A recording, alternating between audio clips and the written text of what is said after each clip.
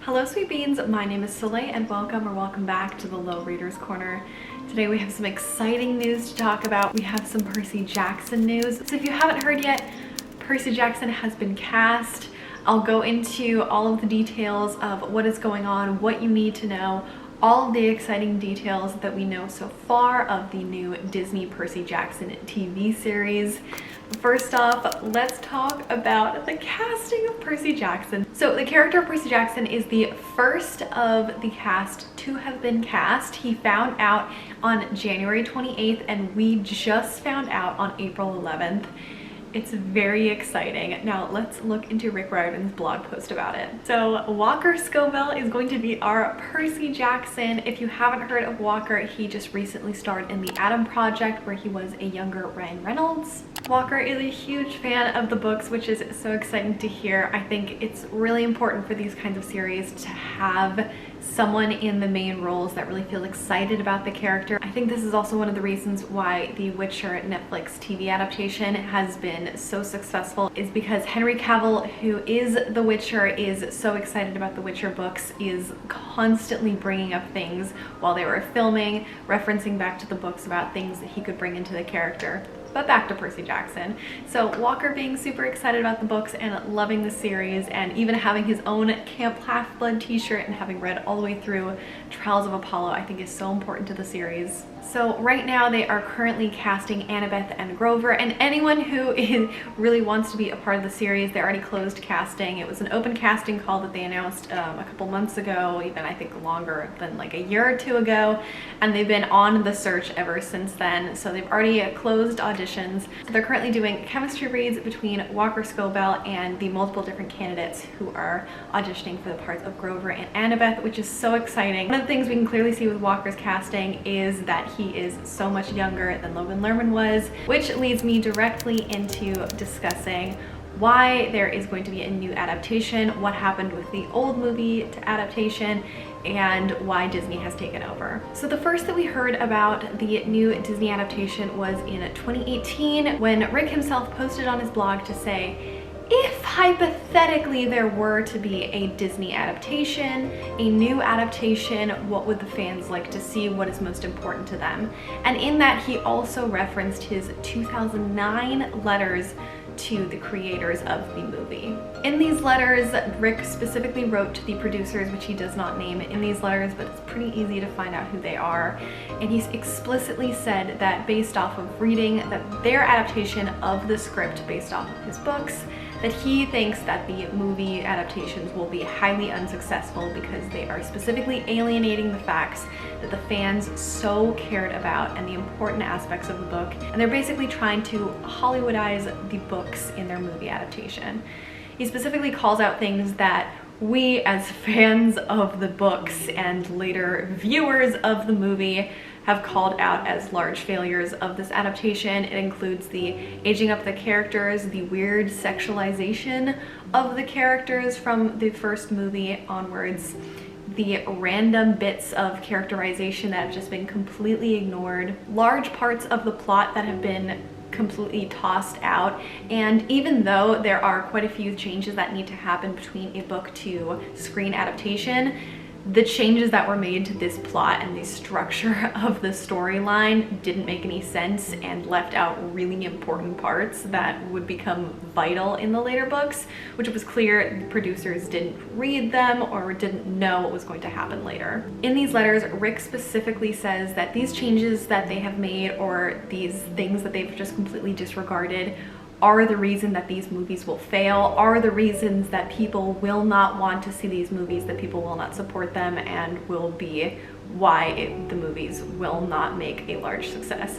And all of those reasons were completely right because Rick knew his audience. He had talked to all of the young kids, all of the teens, all of the people that these books had impacted, and he knew the reason why these books were so impactful to them, why people connected to the characters, and what people found most interesting about them, which the producers had ignored. We don't know their side of it. We don't know why they thought they were productive changes. I think they thought it would become a more successful movie if they made it more with the pop culture, if they made the romance a little more spicy, if they tried to make the characters a little more cool.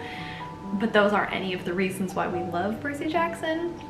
So now onwards to how a Disney adaptation came to be after the 2009 letters and the adaptation's failures of the first two movies. So originally in 2018, when Rick posted about a possible reboot somewhere along the horizon, he said specifically that he would have absolutely no control over this. He wouldn't be a part of it, just like in the first one, but what would people find most important as he tries to pitch this to the Disney studios. Then throughout 2020, Rick posted some slight hints about how he was meeting with a lot of top executives in Hollywood, that he kept going back to LA, that he was meeting with Disney. He was posting pictures of his pass, being on the Disney studio lot, saying that he was trying to make something happen. He couldn't say anything for sure, but him and his wife were out there and they were trying to go to pitch meetings and they were trying to get something to happen. This was also right when people started using the hashtag Disney Adapt Percy Jackson. And it's also really important to note that in 2017, Disney Studios bought 20th Century Studios, or 20th Century Fox, which were the original creators of the movies, which is why that all of this was possible.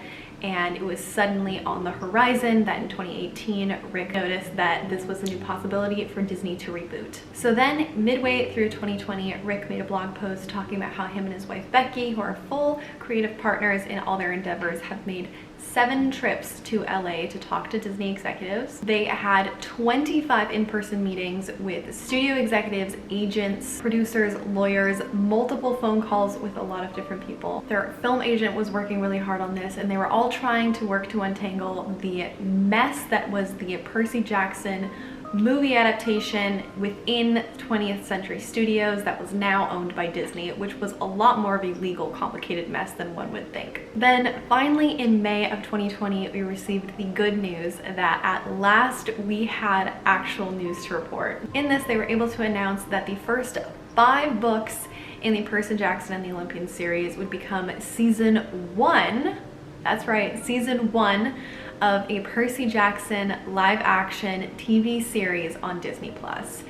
And within this announcement, Rick said that him and his wife Becky were going to be very involved in the process, which is some of the best news that fans could have gotten, especially with all of the things that Rick had brought up in the past. Later, there was also some other news that the Kane Chronicles, a Egypt mythology-based series that has kind of a lot of similar aspects to Percy Jackson that Rick Riordan also wrote, would be getting their own adaptation. However, it wasn't in connection with Disney. That would be on Netflix.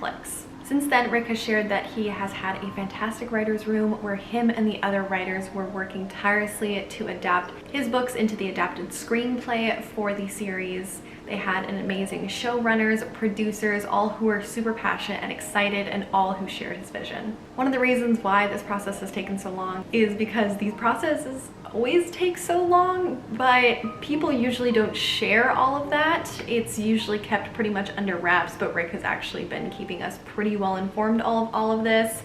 Also, with Disney's recent transitions with purchasing other studios and kind of becoming a large conglomerate of multiple studios, there has been a lot of restructuring and reshuffling within Disney, which has made this whole project and many other projects a little bit more difficult and has just added more to the timeline. It's just we don't know about these things most of the time and we don't hear about it.